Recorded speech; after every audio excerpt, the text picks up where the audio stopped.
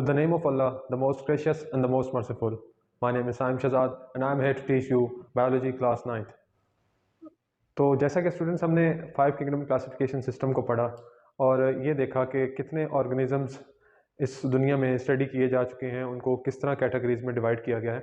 इसी तरह आज एक ऐसा ऑर्गेनिज्म हमारे सामने है जिसकी कैरेक्टरिस्टिक्स को हमने देखना है कि आया ये किसी किंगडम में शामिल होता भी है या नहीं होता।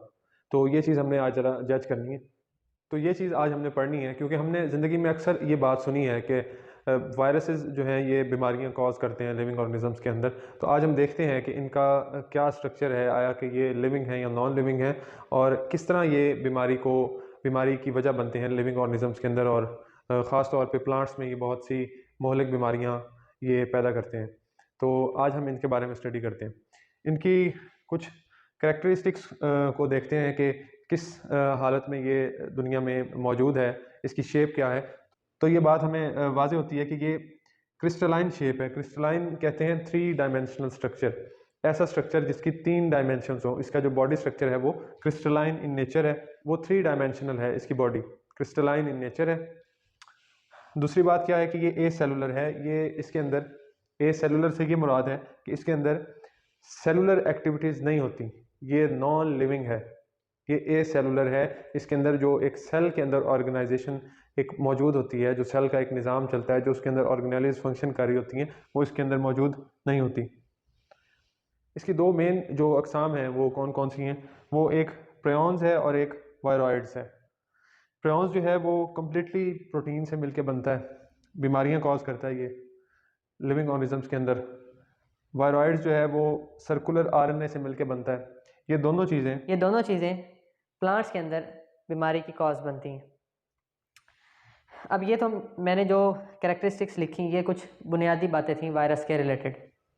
अब अगर हम इसको ब्रीफ इसकी डिस्कशन करें तो उसमें कुछ चीज़ें जो हमें वाज़ेह होती हैं वो ये हैं कि ये एक ऐसा स्ट्रक्चर है। इन सारी बेसिक कैरेक्टरिस्टिक्स को स्टडी हमने किया है, लेकिन एक चीज़ जो आपकी बुक में लिखी है और उसके ऊपर हमने गौर करना है वो ये है कि ये सारी खसूसियात इसको नॉन लिविंग थिंग बनाती हैं, लेकिन वायरस लिविंग ऑर्गेनिजम्स के अंदर कैसे बीमारी कॉज करता है, तो वो इन 2 चीज़ों की बिना पे इसके अंदर एक तो आरएनए मौजूद होता है या फिर इसके अंदर डीएनए मौजूद होता है। आरएनए या डीएनए ये जब किसी भी लिविंग ऑर्गेनिजम्स के अंदर जाता है, किसी भी सेल के अंदर एंटर होता है, तो फिर इसका फंक्शन शुरू हो जाता है इस आरएनए और डीएनए की वजह से।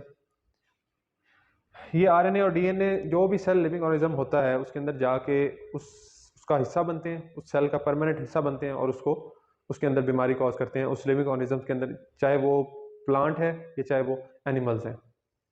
किन 2 चीज़ों की वजह से, आरएनए और डीएनए की वजह से। अब हम वायरस का एक मुकम्मल रिव्यू करते हैं, मैं उसमें आपको सारी चीज़ें ज़रा क्लियर करता हूँ। तो स्टूडेंट्स, कंक्लूजन हमारे पास ये निकला कि 5 किंगडम क्लासिफिकेशन सिस्टम के अंदर वायरस को शामिल नहीं किया गया। वायरस जो है ये एक हमारी बुक में लफ्ज़ इस्तेमाल हुआ है बॉर्डर लाइन। ये एक बॉर्डर लाइन है लिविंग और नॉन लिविंग थिंग्स के दरमियान। ना ये लिविंग्स में शामिल होती है ना ये नॉन लिविंग्स में शामिल होती है, लेकिन एक्ट ये दोनों तरह करती है। ये लिविंग थिंग की तरह भी एक्ट करती है और नॉन लिविंग की तरह भी एक्ट करती है। जब ये किसी लिविंग ऑर्गेनिज्म में चला जाता है वायरस, तो फिर ये बीमारी कॉज करता है। जब ये किसी लिविंग ऑर्गेनिज्म में मौजूद नहीं होता तो ये एक नॉन लिविंग थिंग होता है वायरस। लिविंग ऑर्गेनिजम्स में इसका पाया जाना और इसका एक्ट करना उनके सेल के अंदर जाके वो किस बेस पे होता है, आरएनए और डीएनए की मदद से, जो कि प्रोटीन कोटेड होते हैं। They are protein coated.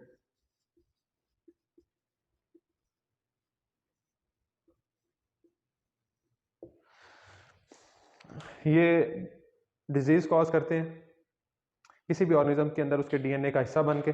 और 2 इसमें मेन टाइप्स हैं इसकी, प्रियॉन्स एंड वायरॉइड्स। ये प्लांट्स के अंदर डिजीज़ कॉज करते हैं। प्रियॉन्स प्रोटीन से मिलके बनते हैं, जबकि वायरॉइड जो है वो सर्कुलर आरएनए से मिलके बनता है। ये ए सेलुलर होते हैं, इनमें सेलुलर ऑर्गेनाइजेशंस नहीं होती। ये क्रिस्टलाइन इन नेचर होते हैं, ये 3 डायमेंशनल स्ट्रक्चर से मिलके बनते हैं। ये इनकी चंद खसूसियात थी बहुत सिंपल सा पैराग्राफ है, आपकी बुक में दिया गया है। उम्मीद है आपको इन चंद एक बुनियादी बातों की समझ आ गई होगी। अगर आपको कोई क्वेश्चन है तो आप कमेंट सेक्शन में पूछ सकते हैं। साइम शहजाद को इजाज़त दीजिए। अल्लाह हाफ़िज़।